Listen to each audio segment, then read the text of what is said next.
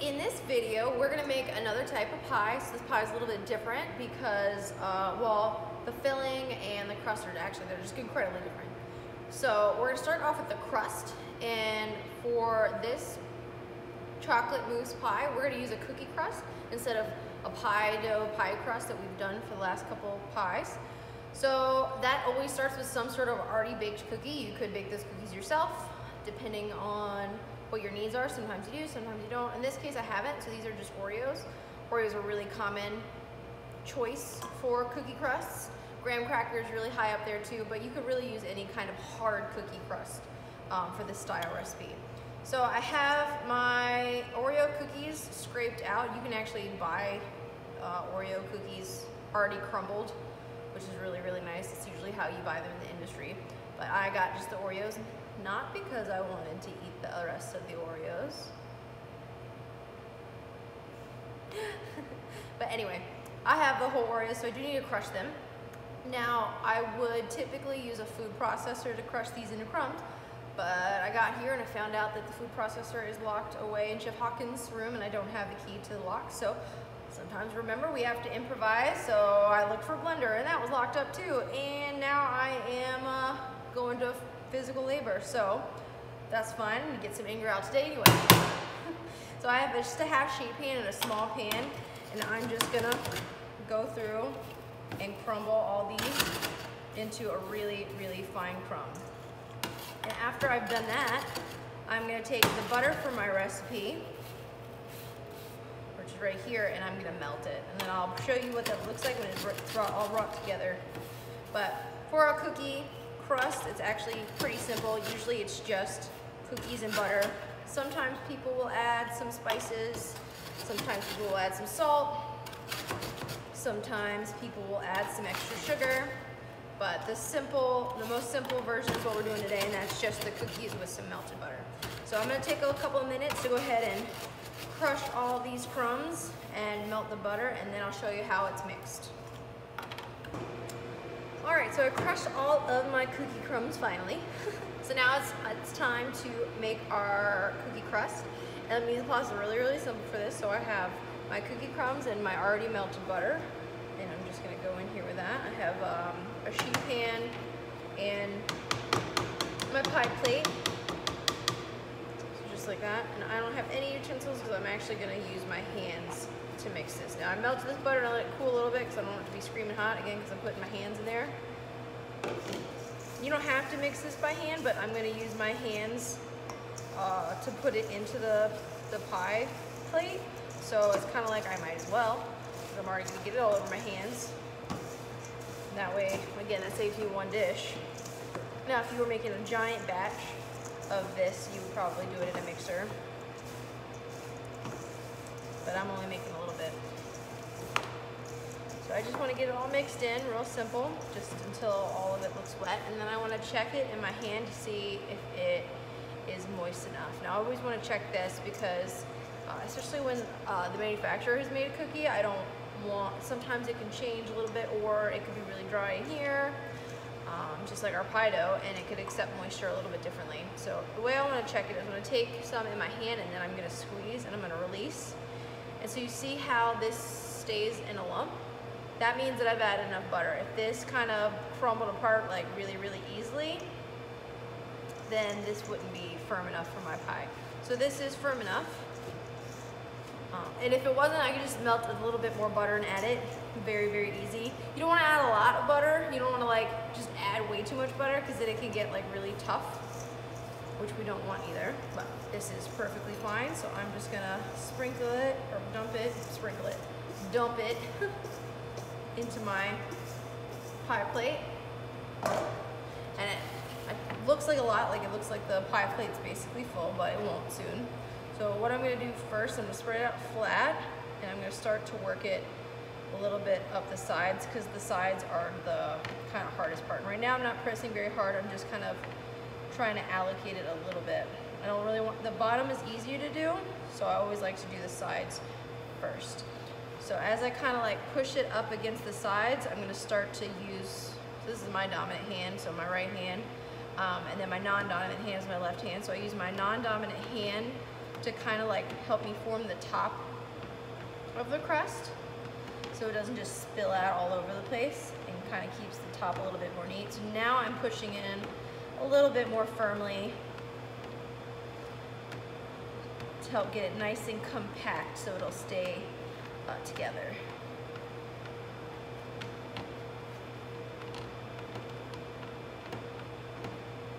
And sometimes you'll see people use like a cup measure, like a dry cup measure to do this. That's totally cool too. My hands are already dirty, so I like to do it with my hands. Everyone's different. They also sell these already made, so a lot of bakers will buy the ones that are already made. I'm already using pre-made cookie dough, or cookies, right? So it's really not that different to buy them already made, so a lot of people just go ahead and buy them already made. So now that I've got the sides, now I'm gonna go into the bottom and press down. So really just making sure I have a nice even layer everywhere.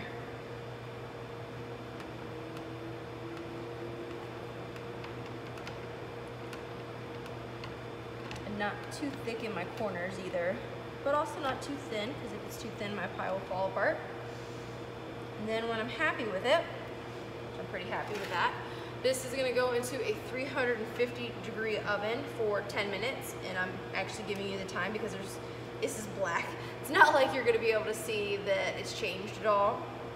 So this is gonna go into my 350-degree oven, and that's just gonna help the butter and cookies kind of become more cohesive together. So just 10 minutes and this will be done. Okay, so all the mise en place is ready for our chocolate mousse. And mise en place is very important in this recipe. There are only 4 ingredients, but it's actually kind of a complicated method. So mise en place is going to be really, really important.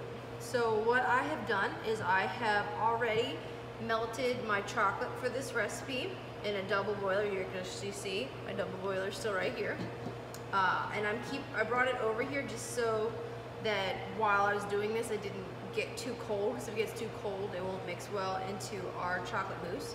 I also don't want it to be screaming hot either, but I know that when I do this demo, I talk a lot, so it can get a little bit too cold on me, so I'm gonna kind of check on it as we go, but I'm gonna let it stay warm for right now.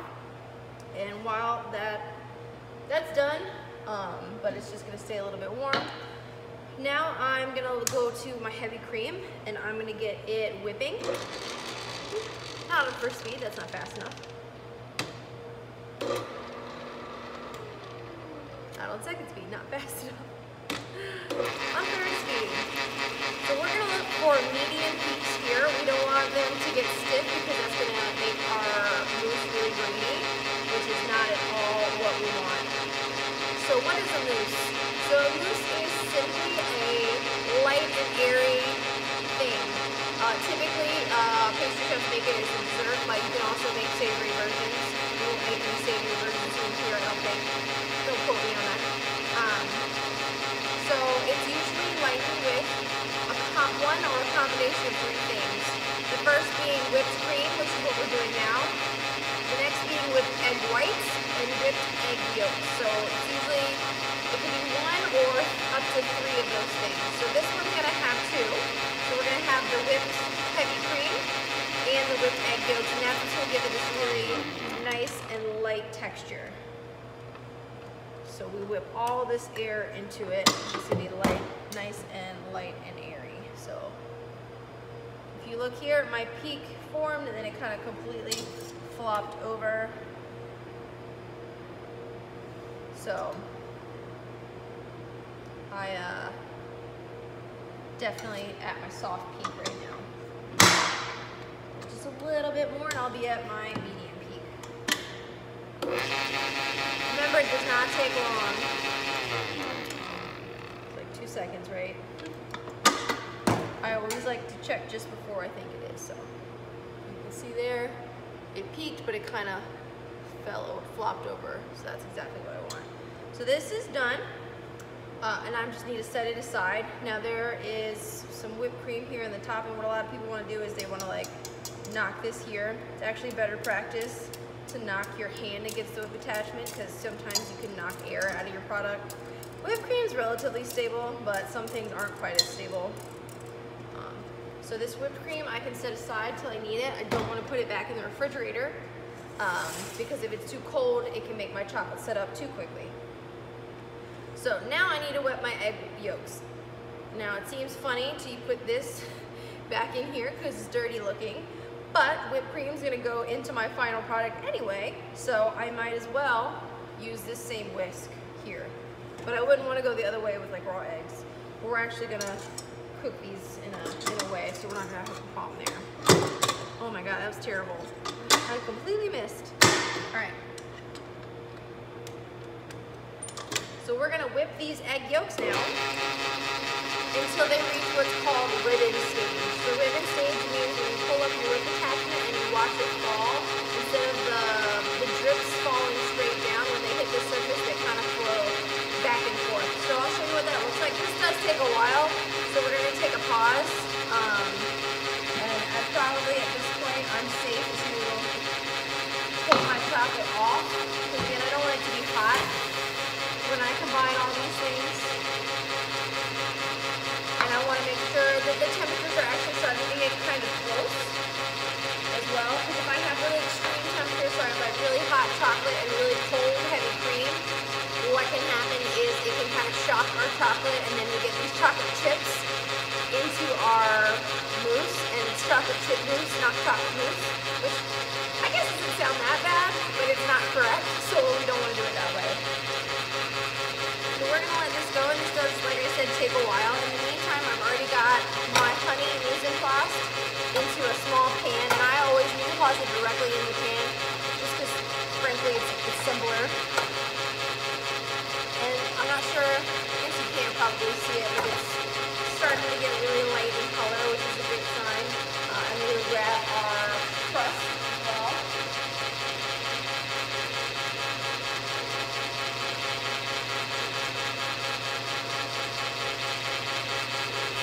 So good. I wanted to wait till it had chilled all the way, which it has. Very important that after you bake your Oreo crust, you let it cool, because if you add our chocolate mousse to the crust while it's hot, what will happen is that heat will actually burst all the air bubbles you work so hard to get in your chocolate mousse, and that's incredibly frustrating, so you don't want to do that.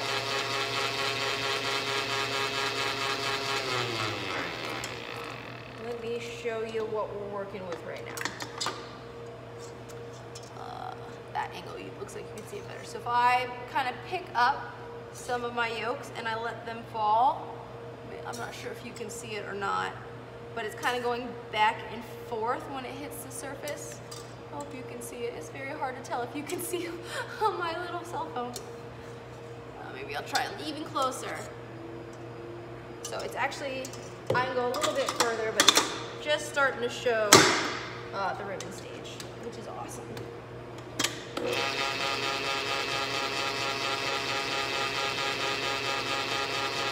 So now that I know we're getting close, I can go ahead and turn on my honey.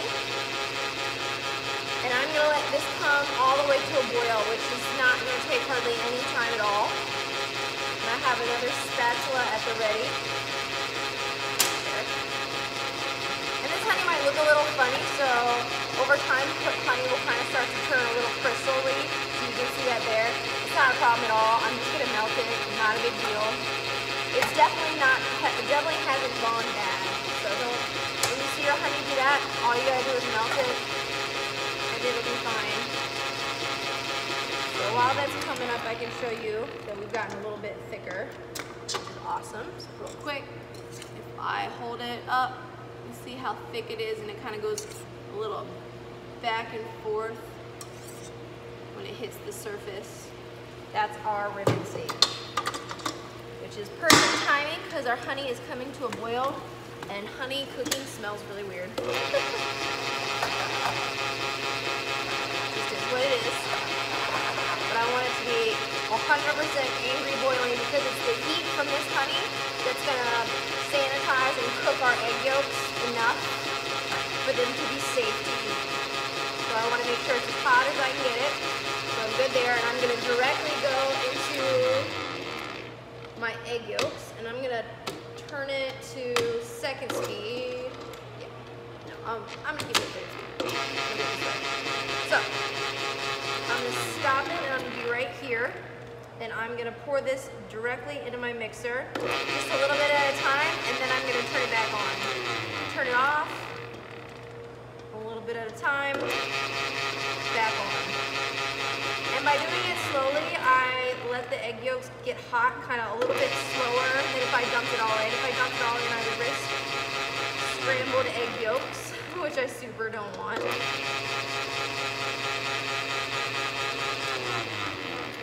Keep going until all of my hot honey is in the mixture. And it seems a little counterintuitive because right now this mixture has become way more runny.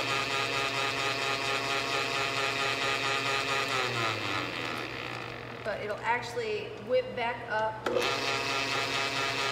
I'll actually be more fluffy than what we had. So I want to make sure I scrape all of this honey in here.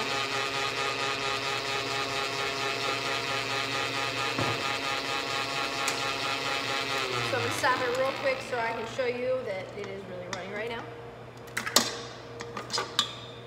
So you see it's definitely changed in texture since I added that honey. It's a lot thinner now. So back on high speed, and it's going to whip up light and fluffy. So this right here, what's in this mixer, is called a patabon, which is a French word. And I like to remember it because I think this mixture is the bomb. That's so corny. But it's actually really awesome. So it's basically really light and fluffy, almost like this fatty, rich marshmallow fluff. So it's really awesome. It gets really, really glossy. It's gorgeous. I think it's a very satisfying thing to see. So as it whips up, it's going to be really nice and pretty and light in color and really, really thick. And again, that's going to add just this awesome texture to our chocolate mousse. Now, patabon is traditionally made with cooked sugar, not cooked honey. This is a little bit of an easier version. Sugar, when you cook it, is a little bit tricky because sugar wants to stay crystal. It doesn't want to be liquid, so you have to kind of fight that. So I don't like to teach that method, especially for new students. But the other great thing is honey is a little bit more complex in flavor. So sugar is just sweet. There's not really anything else going on there. But honey is actually pretty complex because the bees, they go out and they eat stuff from the flowers and they come back and make this honey. So it actually captures a lot of the flavors from the flowers that those bees go and visit, which is really, really awesome. So, and you can actually buy really specific types of honey, which is really unique. So actually, a couple years ago, I went to Greece with all of my in-laws because my brother-in-law is Greek and he wanted to show us around. And they had all these stands everywhere selling honey, but they were all different varieties. So basically what they would do is they would take these bees and they would take them to an orange plantation. And the bees would go into the farm and they would eat the nectar from all the orange plants. And so that honey had this hint of orange. But then they did that with all these different types of farms. They had oak honey and elderflower honey. And so all these different varieties, so the colors were different and the flavor notes were different. So you can really use that to your advantage and make a really, really interesting, specific type of mousse. This is just a traditional honey that you get at the grocery store. So most honeys are clover honey. But even them, they're definitely more complex in flavor and they have a lot of floral notes. And chocolate, believe it or not, a lot of people don't think about it, but chocolate actually has a lot of floral notes too. So it actually really pairs really, really well together. Alright, so I am looking good on my patabon here, so I want to show you how that looks. So you see how much it's changed in color, and if I lift my whisk up, you see how it's really falling back and forth on that surface really slowly. That's even a better example right there of my ribbon stage. So it's exactly what I want. And now I'm ready to combine my three elements to make my mousse. So my three elements are my melted chocolate, my patabon, and my whipped cream. And again, I'm doing this on the whip attachment so that I don't knock all the air out of my patabon. So I have three components. One, my heavy cream is really, really light. My patabon is really light, but it's still denser than my heavy cream. And then I have my chocolate, which is really dense. So it's very important that I mix them in the correct order so I don't knock too much air out. So I want to think about adding like textures. So I never want to add my heaviest item with my lightest item because it's just going to knock out all the air. So I'm going to start with my 2 heaviest, and then we're going to add it in the light one. And we're going to do a technique called folding to really make sure we protect as much air as we can. We're also going to add it in stages. So I'm going to do 1/3 of my pad bomb to start. Hopefully my chocolate didn't get too cold. I don't think it did. And by doing this, I start off by lightening my chocolate a little bit. I want to make sure I'm scraping the bottom of my bowl. But it lightens it a little bit, which means in my next additions, it's going to knock less air out. So I'm going to mix it until it is kind of almost mixed, which is right about here. So there's still streaks. But then I'm going to mix more because I don't want to over mix. The more I mix, the more air I'm going to knock out of my chocolate mousse. And you probably thought at the beginning, like, why does she have her chocolate in such a giant bowl? Well, this is why, because I need lots of room. So when I'm folding, I'm scraping and I'm turning my spatula over. Scraping, turning my spatula over. So I need lots of room to do that process. So scraping, turning my spatula over. And you can also see my other hand is turning the bowl instead of me like trying to keep like moving around to get all this parts of the bowl.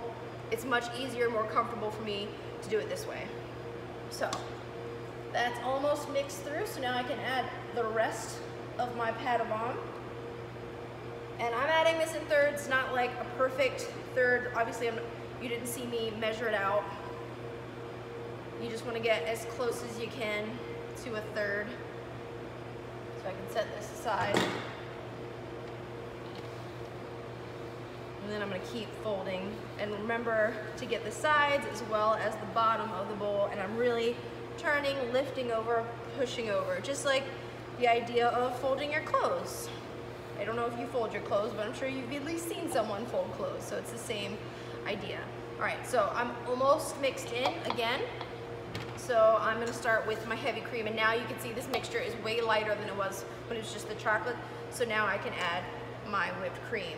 So I'm going to do the same thing. I'm going to do 1/3 at a time. I think that might have been a little more than 1/3. And you might think to yourself, Chef, I'm just going to dump it all in. Well, I tell you what, I did that one time. It was really depressing. I made a massive batch of chocolate mousse, like a 20-quart batch. So probably like 20, 25 times bigger than what I'm making right here. And I was like, it was like 9 o'clock at night, I just wanted to go home, and I was like, whatever, I'll just dump all the heavy cream in.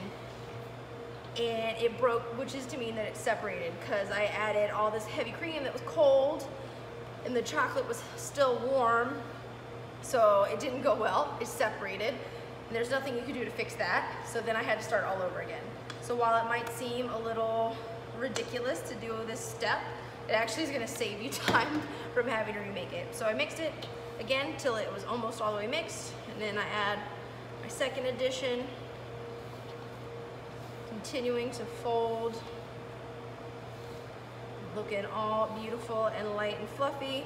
Now that's almost mixed, and now I'm going to go in with my final addition of whipped cream. Remember, this is actually what whipped cream is. Whipped cream just means cream that's whipped. And it's sweetened and flavored like we get on our desserts as a garnish. That's chantilly cream. So just keep going. And since that was the last, I am going to mix it until I don't see any streaks. I want it to be all completely one color. When you cut into your pie, you don't want to see any streaks of whipped cream. So I'll take a couple of extra turns just to make sure I'm not seeing any streaks and that I'm happy with what I've made, which I am. And again, I don't want to do this too much. So now I'm going to put it into my pie shell. Oops, my battery's low on my phone, better hurry up. So I'm just going to pour this straight in. And you can see, obviously, this is soft right now. So this is something that you can't serve right away. It's gonna need to set up in the refrigerator. So as it chills, that chocolate is gonna go back to being solid, but now that it's mixed with other things, it's not gonna be rock hard. It's just gonna be firm enough that when you cut through it, it's gonna hold its shape. And this is a nice, whoops, healthy filled pie. Because who doesn't want a nice healthy filled pie, right? Nice and filled to the brim. And then I can take my offset spatula and I can spread it out so it's nice and smooth and even, however I want to do that. Gotta love those mile-high kind of pies like this one where it's just got all this height. Makes it look just really nice and decadent. Really important that you have this part of your mise en place, something to smooth it with, because especially if it's in the winter, your chocolate mousse is gonna start to set up. It feel like if it was cold in here. It's July right now. It's not setting up on me, but it could. So I could do it kind of plain and flat, or I could make some decorations if I wanted to. Something I like to do a lot is make a swirl. I always think it's really pretty. So I use my turntable, which is how we decorate cakes. And I'll just hold my spatula in place and then I'll spin it. And as I go, I just slowly pull my spatula towards the outside. And it gives me a swirl pattern. You can actually get mechanical turntables, which means you get even a better swirl, because instead of me that it's kind of like I'm a person and it's a little jerky, it gets like this perfect swirl because there's a motor in there that'll do it. But I'm happy with that. Looks yummy to me. So this needs to chill for a couple hours to set up the mousse, but it cuts much better when it's frozen. So I'm actually gonna put this in the freezer and I'm gonna cut it tomorrow. So our chocolate mousse pie has frozen, so it is time to cut it. So my mise en place for this are a baby offset spatula, or sometimes I'll call it a palette knife, a cutting board, a clean dry towel, a knife, a large chef's knife preferably, and a tall pitcher of hot water. So I'm going to start by getting our pie out of our pie dish because I don't want to cut into the glass, and sometimes the metal, and you don't want to cut in the metal because you can get metal shards. So I'm just going to put my offset spatula in, and I'm just going to run it along the sides to loosen it. And I can feel that it's starting to loosen everywhere, which is great.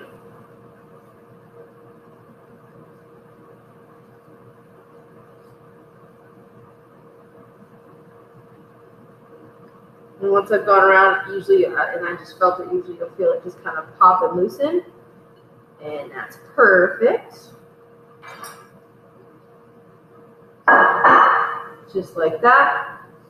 And we can only do that when it's frozen. If this was not frozen, it would have just fallen apart when I tried to do that. So it really helps us to cut it really safely. So now I'm going to cut it. So I have my knife sitting here in my hot water, which is awesome because it's going to get hot for me. It's just going to make it a little bit easier for me to get through the pie nice and cleanly. So I'm going to take it out, but I also don't want a bunch of water on it. So that's what my clean towel is for. So I'm just going to wipe and make sure I get all the water off. And you want to do that with the blade away from you, so you don't cut yourself. So now I'm going to cut this into 8. Traditionally, pies are cut into 8, so I want to kind of eyeball what 8 looks like. So I could kind of cut like this, but it's very difficult to get 8 pieces. So what I want to do is I'm going to cut it in half, and then in half, and then I'll cut each of those halves in half. And if my knife was just a little bit longer, I could do one big cut, but it's not. So I'm going to do 2 small cuts. So I'm going to do my first cut just past the center. And I'm pushing straight down. I'm not sawing. I'm just pushing down gently until I can feel that I've gone all the way through.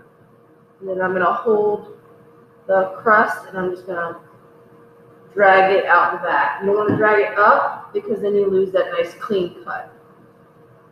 So I'm going to turn it.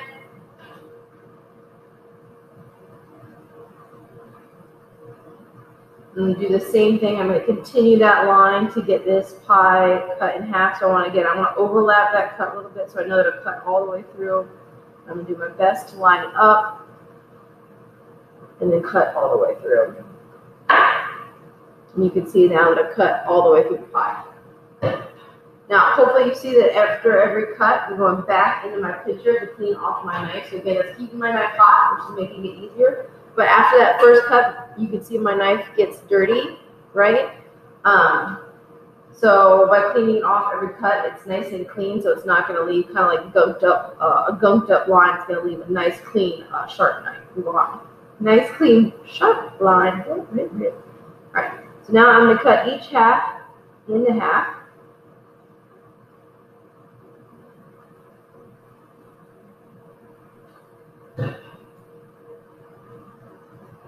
And I can do this, I can turn the pie to make life easier for me instead of trying to cut in a very awkward position, which isn't particularly safe to do.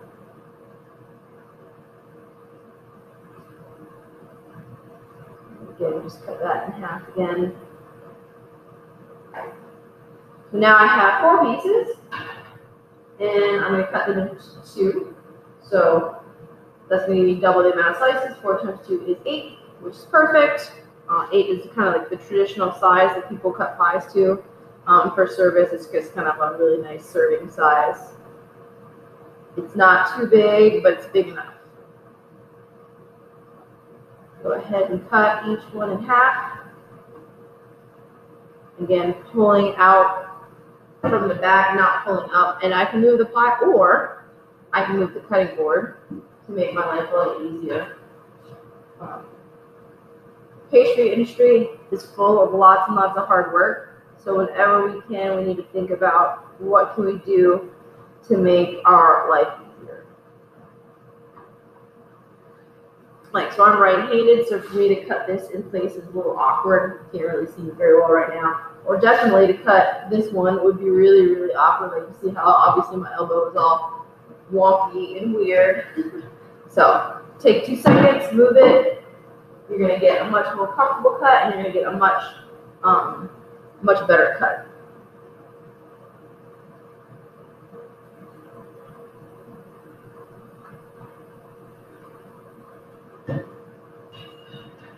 One more turn, and then my last cut.